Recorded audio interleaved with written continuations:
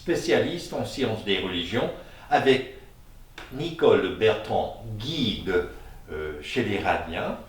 Et Nicole Bertrand, vous nous parlez des Elohim, qui est en quelque sorte, qui sont la plaque tournante de toute la cosmologie, la théologie, la pensée ralienne. En même temps, vous êtes, enseignante des mathématiques cartésiennes, logiques, rationnelles.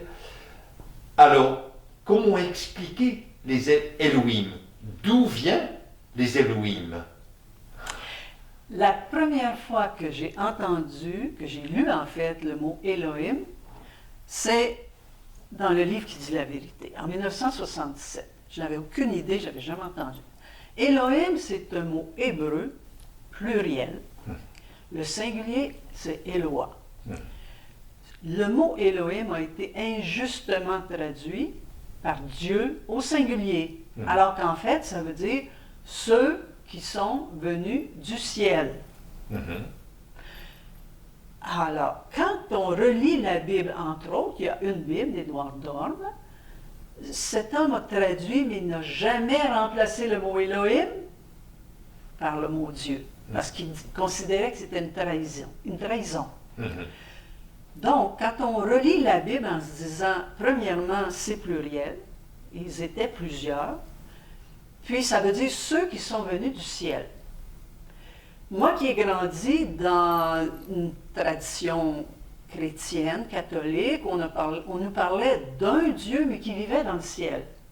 Ah, qu'est-ce qu'il y a dans le ciel? Ben, il y a des nuages, mais ça passe. Mais la nuit, il y a des étoiles. Les étoiles, c'est des soleils. Puis autour des soleils, il y a des planètes. Alors je me dis, bon, Dieu est dans le ciel. Les Elohim, ceux qui sont venus du ciel. Pour moi, je me dis, ben voilà, ça commence à avoir du sens tout ça. Ils étaient plusieurs. C'était des scientifiques qui, sur leur planète, avaient suffisamment avancé dans leur technologie, qui est d'ailleurs en avance de 25 000 ans sur la nôtre. On n'arrive pas à imaginer ce qu'ils sont capables de faire. Mais ces gens-là commençaient, grâce à leur maîtrise de la génétique et de l'acide désoxyribonucléique, l'ADN en résumé, ils commençaient à créer des nouvelles espèces dans leur laboratoire. L'opinion publique s'est alarmée, les gouvernements ont décidé, OK, maintenant, vu qu'on explore l'espace, en parallèle à explorer l'infiniment grand par rapport à explorer l'infiniment petit dans l'ADN, ils ont dit, on va mettre un stop aux expériences de laboratoire et à la création de nouvelles formes de vie, jusqu'à ce que vous ayez découvert une planète sur laquelle vous pourrez faire des expériences sans risquer de déséquilibrer la vie sur leur planète. Et c'est ce que les Elohim ont fait. Ils ont recherché dans leur voisinage, d'ailleurs ils vivent dans la même galaxie que nous, ils ont recherché un système solaire dans lequel il y aurait une planète sur laquelle ils se pensaient capables de créer la vie. Alors, dans les religions monothéistes et d'autres, en fait, dans la plupart des religions, on s'intéresse énormément à la Genèse, aux origines du cosmos, des humains, ainsi de suite. Quelle est l'origine des Elohim? D'où vient-il? Alors, après avoir créé la vie sur Terre, mais eux-mêmes, oui, ils viennent d'où? Ça s'en vient mal. D'accord.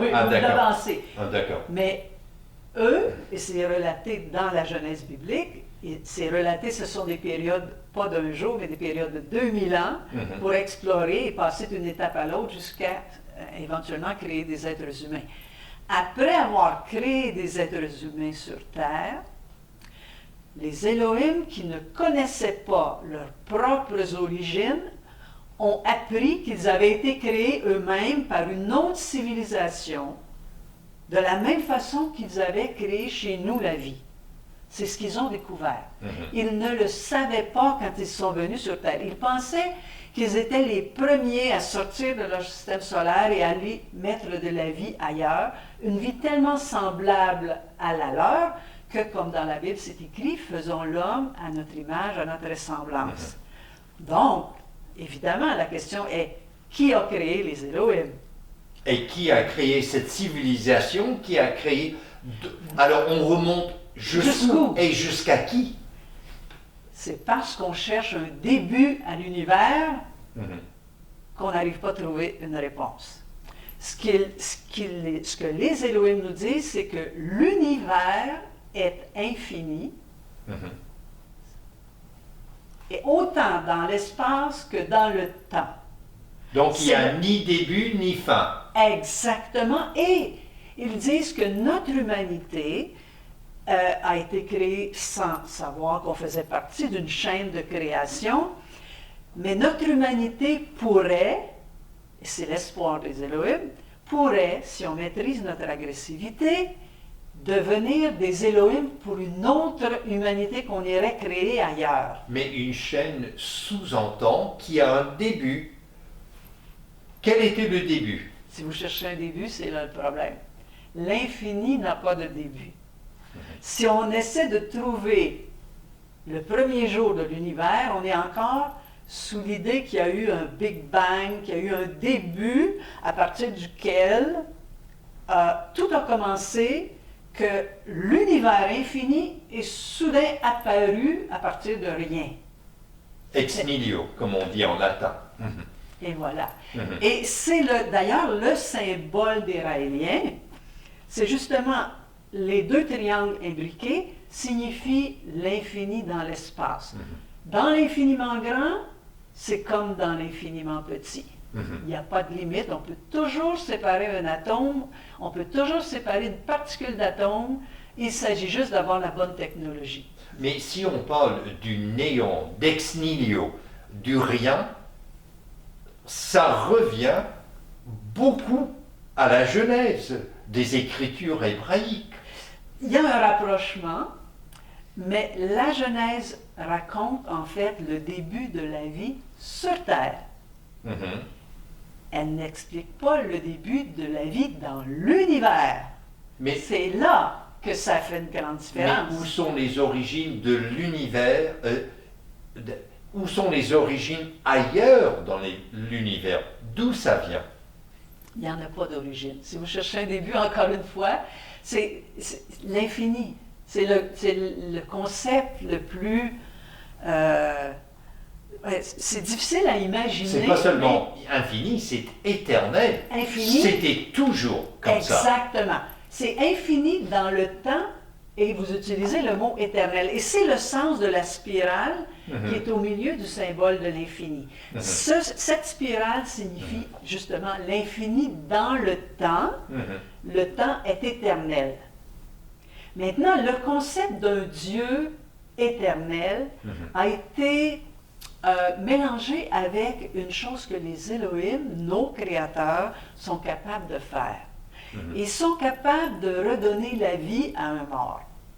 Ils sont capables de le recréer grâce à leur science et à leur technologie, grâce au code génétique qui peut être préservé. Donc, ils peuvent, à mon décès, par exemple, décider qu'à partir d'une cellule de mon corps qui contient tout mon code génétique depuis la fécondation, ils peuvent réinjecter ce code génétique dans un de leurs appareils. Ils l'ont d'ailleurs fait pour elles. C'est ce qu'on appelle le clonage. Donc, par le clonage, ils peuvent recréer le corps humain, mais non seulement le corps humain, ils peuvent réinjecter la personnalité et le vécu de l'être humain. Mais ce qui m'intrigue, mademoiselle Bertrand, c'est que vous parlez de la chaîne, et c'est très important dans cette pensée radienne. Or, une chaîne, et là je parle en termes philosophiques, on emploie l'expression téléologique, c'est qu'il y a un but, on s'en va vers un but, on va atteindre un but, donc il y a une évolution, il y a une progression, il y a une direction. Et là encore, comment expliquer s'il y a un but à atteindre, s'il y a une chaîne, comment expliquer le début de la chaîne? Ben, la chaîne, l'image de la chaîne, je la comprends, je l'endosse partiellement. Si on dit qu'il y a une chaîne, à partir d'un moment donné, les Elohim, nos créateurs sont venus sur Terre, c'est le premier maillon.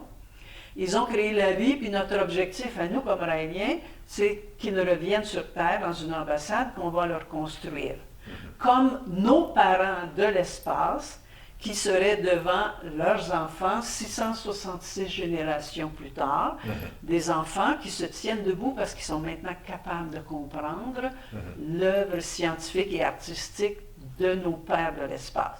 Alors, il y a un maillon et ça va, OK, des milliers d'années, 666 générations, jusqu'au retour des Elohim sur Terre dans l'ambassade qu'on veut leur préparer. Donc, l'idée de la chaîne, elle va. Mais si vous voulez expliquer l'infini de l'espace et du temps avec une chaîne, ben c'est une chaîne comme celle que j'ai autour du cou. Le premier maillon, ben, c'est lequel? Elle tourne, elle tourne. Oui, c'est le concept Ouroboros. Alors, c'est l'infini. C'est là que l'image de la chaîne qui part à un endroit qui s'arrête là, il faut rejoindre les bouts. Nous avons été créés comme nous irons peut-être un jour créer la vie ailleurs et que les créatures que nous ferons, les humanoïdes à notre image, à notre ressemblance possiblement, iront un jour créer ailleurs. Et pourquoi il faudrait une fin à l'univers? Où est-ce qu'ils vont aller, les galaxies, à la fin de l'univers? On n'imagine pas la fin de l'univers. Pourquoi on essaie d'imaginer le début? Ça a toujours existé. Mais, Mademoiselle Bertrand, vous êtes enseignante des mathématiques. On a parlé de votre rapport à la logique, à la pensée, au raisonnement. Donc, je vous ai même posé la question, êtes-vous cartésienne? Alors là, j'aimerais vous poser la question.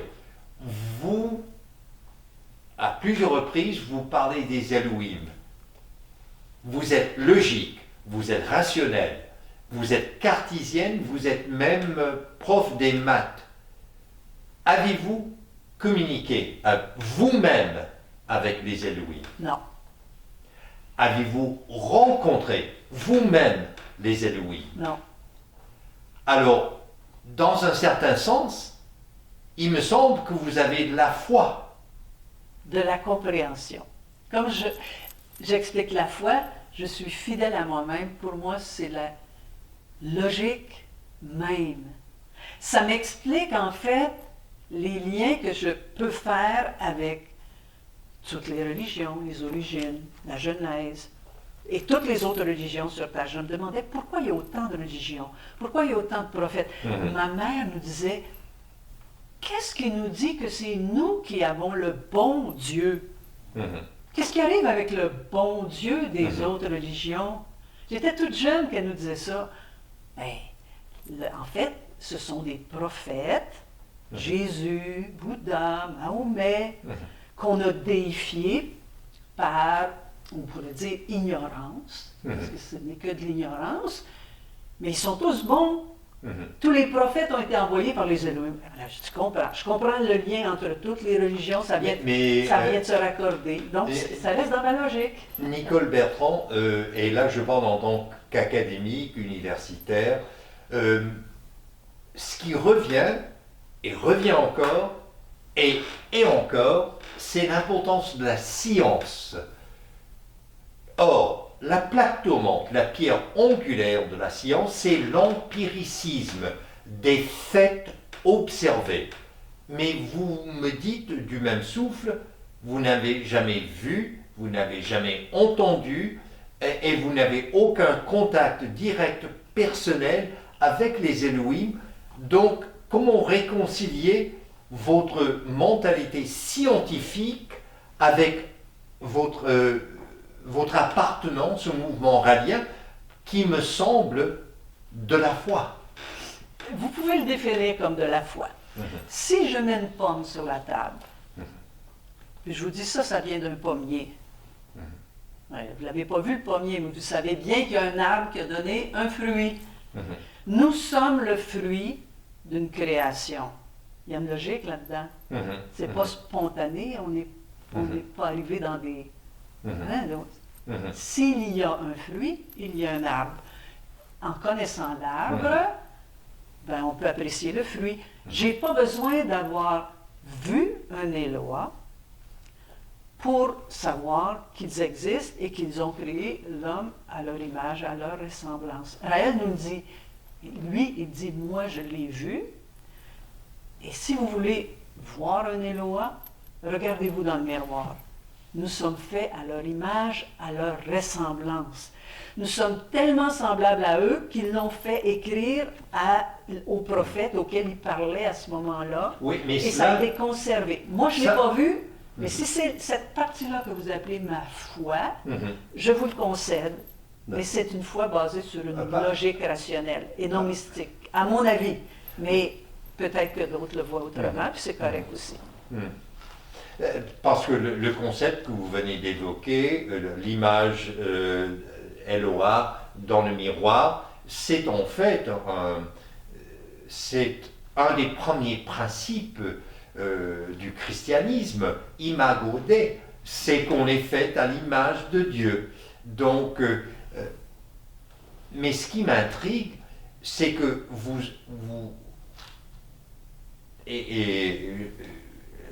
j'avoue que je joue un petit peu l'avocat du diable, c'est que vous faites référence au code génétique, vous faites référence à la science, vous faites référence à la technologie, mais à toute fin pratique, quand on parle des êtres que vous appelez les Elohim, qu'on parle d'une Terre, d'un système solaire, d'une galaxie, d'un cosmos, d'un univers qui a toujours existé, ça veut donc dire qu'on parle de l'autogénèse, comme dans la pensée du philosophe juif Benedict Spinoza, que tout s'est généré de soi-même.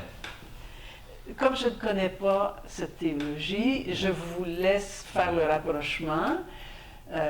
Mais ça semble pertinent, d'après le peu que vous venez d'en dire, que oui, l'univers a toujours existé.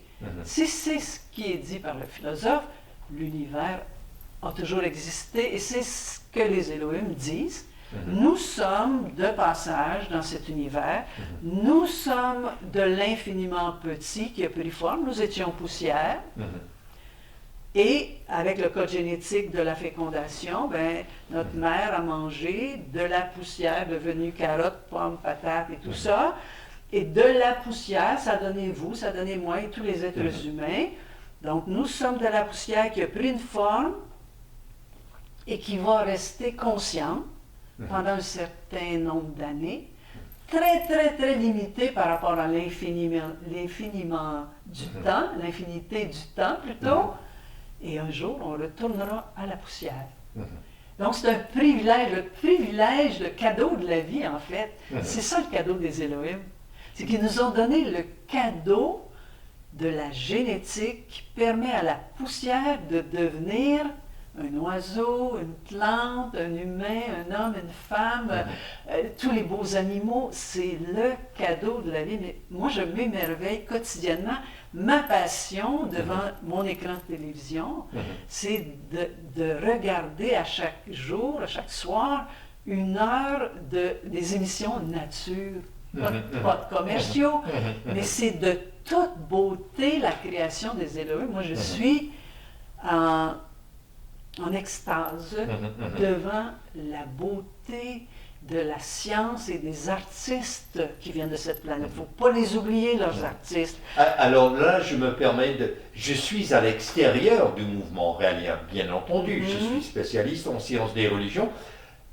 Mais pour le commun des mortels, on pourrait avoir l'impression que les raéliens se servent de la science, de la technologie, du code génétique et de la technologie pour justifier ils vont jusqu'à un certain point, mais c'est un peu comme instrumentaliser la science, instrumentaliser la technologie, instrumentaliser le savoir pour justifier ce qui finalement, tôt ou tard, on fait le saut de la foi, comme dirait le philosophe danois Søren Kierkegaard. C'est votre point de vue. Ouais. C'est possible qu'il y ait des gens qui le pensent comme ça. Puis, encore là, il n'y a aucune nécessité d'adhérer à la philosophie raélienne. Si les gens sont heureux dans leur philosophie, ben c'est merveilleux. Le but de la vie, de toute façon, c'est pas d'être raélien.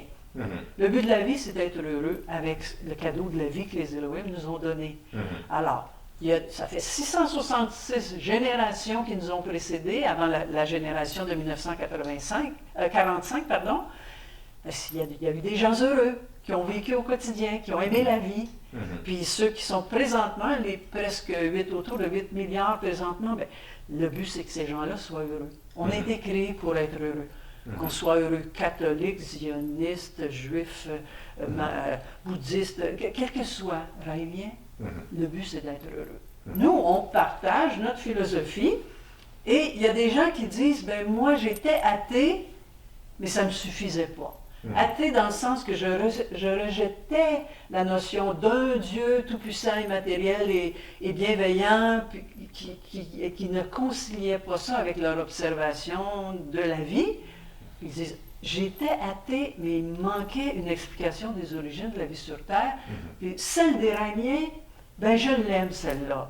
Mais quelle ironie, ça nous ramène aux philosophes et théologiens de l'Antiquité, Augustin.